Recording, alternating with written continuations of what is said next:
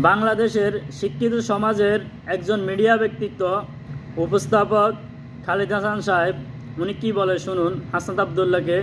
না না, আমার কথা হইলো চোর যদি বাংলাদেশে পুলিশ ছাড়া কম্পিটিটিভ অথরিটিটা যেই ধরুক আমি সেই ব্যাপারে আপত্তি জানাবো। তো উনি বলতেছে যে চোর যদি চুরি করে নিয়ে যায় আপনার ধরার কোনো অধিকার নাই।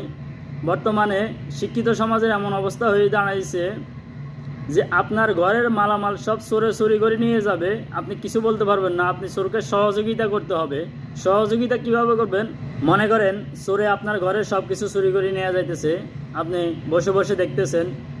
চোর আপনি চাইলে ধরতে পারবেন বা চোরের চাইলে আপনি শাস্তি দিতে পারেন আপনার আয়ত্তে যতটুকু সম্ভব, কিন্তু আপনি কিছু করতে পারবেন না। চোর ধরার অধিকার আপনার নাই। চোর ধরার অধিকার হলো একমাত্র বাংলাদেশের পুলিশের, প্রশাসনের। তাহলে এটা কোনো শিক্ষিত মানুষের কথা এই খালিদ হাসান সাহেব বলতেছে? কারণ চোর ধরার দায়িত্ব হলো পুলিশের।